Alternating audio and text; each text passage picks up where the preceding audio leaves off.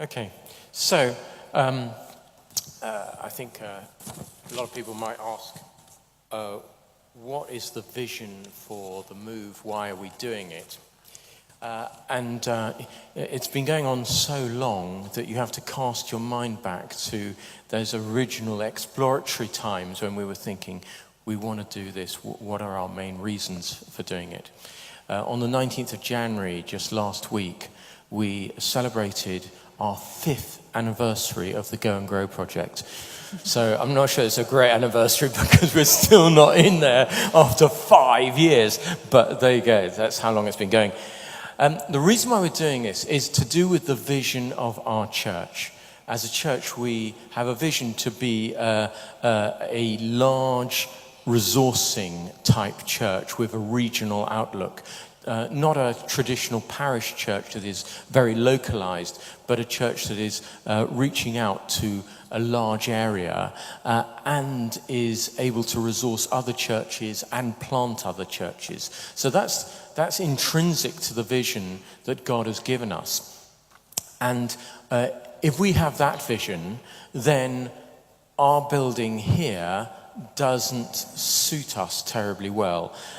We've got very poor facilities, there is no room for growth, and we're in a very poor location for that type of church. Fine for a little parish church that wants to reach out to the immediate roads around here, but for a regional resourcing church, being in a back road when you've got lots of people traveling to you at some distance, it's not good. It's not. We don't have the right profile. And so when we then realised that, we tried to set down some things that we wanted to find in a new building. And we set down 4. The first being that we wanted a high-profile location. And this project ticks that box. Secondly, we wanted a large centre. And this project ticks that box as well. It's not just the auditorium will be reasonably large, but the centre is really quite enormous. Thirdly, we wanted something purpose designed. And we have sort of achieved that. We have had to work within the constraints of an existing building, but within those constraints, we have worked quite hard at having something that is designed for our purposes rather than just a kind of random building we're taking over. And a fourth one was that we wanted a building that was inspiring for worship. And in phase 1, we have not achieved that. In phase 2, we will do. Now, I've put up on the slide there our vision for Go and Grow. So having said the reasons why we wanted to do it in the first place, this is how we've tried to articulate how we see this vision moving forward at Solar House. What do we want the building to do for us? And the first thing we want it to be is a community hub, somewhere where the doors of the building are open every day, where the community are coming in and out the whole time, where it becomes something of a centre for North Finchley, just at one end of the town centre high road, as it is. Secondly, we want it to be a social enterprise. In other words, a place where God is meeting the needs of people who are disadvantaged, who need a bit of a hand up in life. And we've got specific plans with regard to running some social enterprise businesses. We are also will be continuing our outreach to the homeless, and we'll be including a food bank and a clothes bank. Those are all in that area. Then thirdly, we want to be a mission port. In other words, we don't want to be a church that's holed up in a single building, but a church which uses like a headquarters building as a launch pad for going out. So it would be a disaster if we just were completely buildings focused, even though we got this large centre. We want to be constantly sending out in church planting, in missionaries, in missional communities, and so forth. Fourthly, to be a resourcing centre. I've already said that we're a church with a regional outlook that want to be a resourcing church. And this has now been recognised by the Diocese of London. We are the first designated resource church in the Edmonton area. And that's a particularly exciting thing. It means that we're going to be training people. We're going to have people coming and training with us for ordination as missioners. We hope to run future training programs for all sorts of trainees, be running conferences, and we're going to have other people working in partnership with us on those things. And then finally, to be a church base. In other words, of course, this is a church base. Of course, it's a place for our own worship and our own ministries, but that's only a portion of the vision. If you like, a fifth of the vision illustrated there. I think to start off with, it'll be way more than a fifth. That church base is incredibly important, but it is only part of the greater whole. I'm going to show you now some of the plans for the different floors of Solar House. You can begin to get an idea of what we're looking at. So this is the ground floor, and you can see the stage is sort of on that corner there with all the chairs pointing towards it. We've got the chapel that I showed you in the fly-through, and the cafe, a bigger kitchen behind the cafe area, much bigger and better equipped than what we've got here. And on the left there, the stairs and lift between the basement and the first floor. This is immediately on moving in. This is phase one. Yep. And the next slide is onto the first floor. Oh, sorry, the next slide is, this is what it looks like with all the chairs there. So a couple of years ago, to kind of make sure this would work, we took all of these chairs and shipped them down the road to Solar House and set them up in position to sort of see what it would feel like, make sure it would work.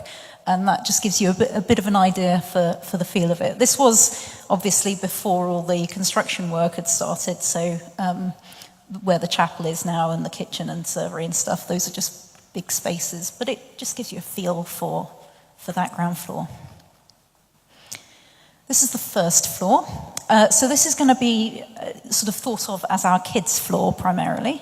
We've got the big room in the middle, which will be where kids' church happens, also Barney's. That's also where we'll have probably the community lunch on Sundays, and it's one of the biggest rooms for larger meetings throughout the week. Down on the left-hand side, you can see a smaller room. That's a 24/7 accessible prayer room, so if we wanted to have 24/7 prayer, that's accessible. Just to give people an idea of the scale, that big room would comfortably seat 200. So that just give you an idea of the scale. It's probably, is it about the size of this?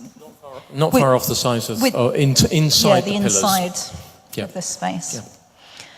So the 24/7 prayer room, which will be able to be accessed out of hours as well, and that's where mini church will be on Sundays.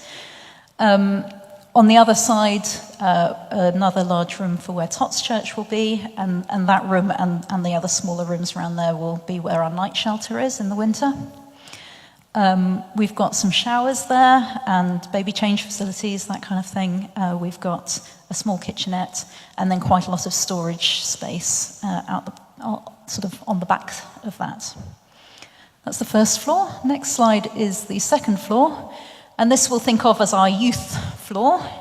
We've got a large youth hall there and what we've called a youth snug, although actually it's quite big as well. But sort of two areas for the youth to use for different kinds of activities. The ADTD office that is shown on there, that's for the Edmonton area Director of Training and Development, Nigel Taylor, who preached here a little while ago. Part of us being a resource church, partnering with the diocese. So he will have an office there with his assistant and run training courses for the Edmonton area out of that. And then we've got that big space in the middle. That's sort of currently unassigned space. It may well get divided up in due course, maybe used for some social enterprises or those sorts of things. So at the moment, it's just another big space that can be used. I'm sure the youth will fill it if we allow them to. So that's the 3 floors and what it's going to be looking like during phase 1. The 4th floor, or the 3rd floor, I should say, is going to be the office area for the church staff. It is going to look very different to our building here, and it's going to function very differently to our building here. So, for instance, it is a multi-layer, a multi-floor building. And it's not as if the ground floor is where everything happens and all the other space is stuff we store teacups in. You know, those other floors are going to be incredibly well equipped, and we want them to be being used fully, and there'll be good stairs and lifts up to those other floors. So they are just as usable as the ground floor, and we're going to have to work out new ways of managing our activities. Some things will be better immediately. The toilets. Oh, the toilets. Especially the women's toilets. They are toilets. going to be fantastic compared with what we've got here. You know, you'll be able to go on a different toilet every day of the week. That's terribly exciting. Kitchens. You've noticed that we've got kitchens on every floor. The ground floor kitchen is a big commercial type kitchen. The upstairs kitchenettes are only slightly smaller than our current kitchen, so much better kitchen facilities. There will be some things that aren't better and will be quite challenging. Some of those fall into the category of learning to live in the building, that we won't have worked out how to do security or to do, you know, how to move people around from place to place, and will improve with time. Other things are to do with only being able to build phase 1 at this stage. So in our worship space, we're moving from an incredibly inspiring building, which is utterly beautiful inside, to the inside of an office block. I wish we'd been able to build phase 2 from the off, because I believe that the new auditorium, albeit a modern building, not like this, but it will be a beautiful space in its own right. But to start off with, we don't even have that. And so that's going to be, you know, it's going to be a struggle for us in those things. But we need to keep in mind, in all these things, the reasons for moving. When we were organising this project, we set down, the PCC set down 4 guiding principles, just principles to keep in our mind when we were making decisions about the move. The first guiding principle was, they're coming up on the screen, that the current building is functionally obsolete. You know, people don't realise just how much we struggle with this existing building. The poor layout, the lack of facilities, the lack of space for our ministries. It really has hampered our ministry over quite a long period of time. The second guiding principle is ministry is more important than buildings. What God has told us to do is more important than living in a pretty building. Buildings, in other words, are a tool to fulfill the purposes that God has called us to, and we don't want the tail to wag the dog. In one sense, the building is not important. The third guiding principle is we want to steward our resources very carefully. We're not afraid to spend money, and we've had to spend a lot of money, but we want to be pretty careful about how we spend money. There will be elements of this building which will be quite rudimentary, and that's quite intentional.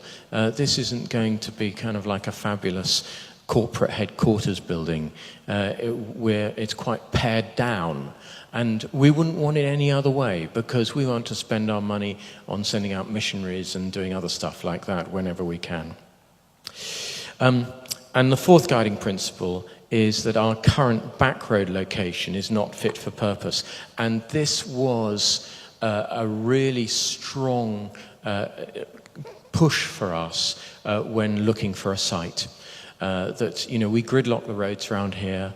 Our neighbours around here are so patient with us and so kind towards us, but we are massively inconvenient to them.